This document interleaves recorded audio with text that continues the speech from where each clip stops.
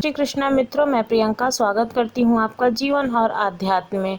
मित्रों, मैं आज आप लोगों के लिए एक राजा की कहानी लेके आई हूँ कि किस तरह से उसने एक मधुर भाषा बोलकर अपने राजा होने का परिचय दिया। एक राजा को शिकार करने का बहुत शौक था। एक दिन वह राजा अपने सरदार और कुछ सैनिकों के साथ शिकार के लिए जंगल की ओर निकला। वह काफ़ी दूर तक शिकार की खोज में चले गए।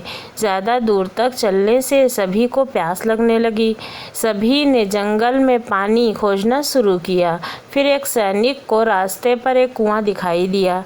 सैनिक ने राजा को यह बताया कि वहाँ एक कुआं है जहाँ से हम अपनी प्यास को बुझा सकते हैं। राजा ने उस सैनिक को आदेश दिया कि वह वहाँ से उसके लिए पानी ले आए।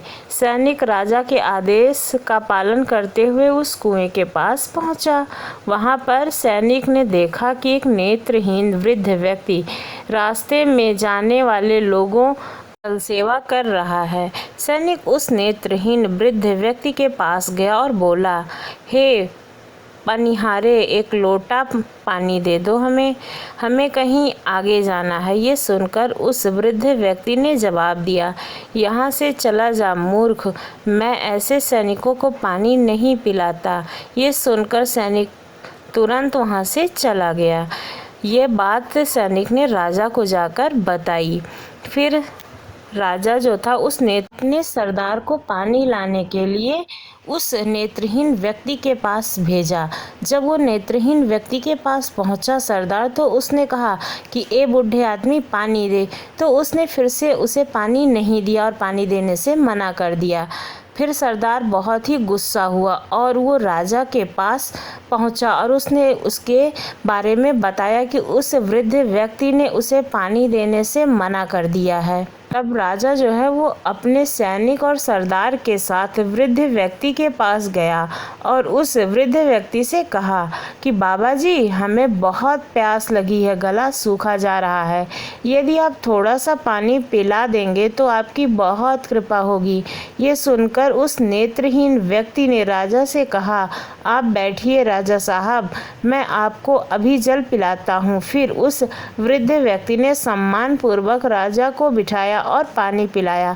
पानी पीने के बाद राजा ने उस वृद्ध व्यक्ति से पूछा कि आपको कैसे पता चला कि ये सैनिक व सरदार हैं और मैं राजा हूँ? तो इसका जवाब उस वृद्ध व्यक्ति ने बहुत ही अच्छे शब्दों में कहा।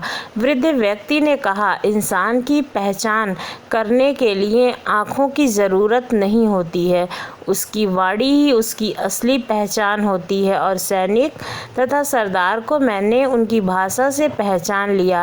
आपकी पहचान भी इसी तरह से मैंने की। राजा ने पूछा कि आपने हमें कैसे पहचाना? तो उसने कहा कि हमने आपकी मधुर भाषा को सुनकर और आपकी प्यास को समझकर आपको पानी पिलाया है। आपको राजा समझ के पानी नहीं पिलाया है, जबकि इस मधुरता भरी आवाज़ परिचय आपके सैनिक और सरदार ने नहीं दिया था, इसलिए हमने उन्हें पानी नहीं पिलाया है। तो इस कहानी से हमें ये शिक्षा मिलती है कि हम चाहे जितने भी बड़े हो जाएं, चाहे जितने भी पद पर पहुंच जाएं, लेकिन जब हमें किसी से कुछ मांगना होता है तो बहुत ही मधुर भाषा का प्रयोग करना चाहिए। वैसे भी हमें किसी के साथ मधुर भाषा का प्रयोग करना चाहिए।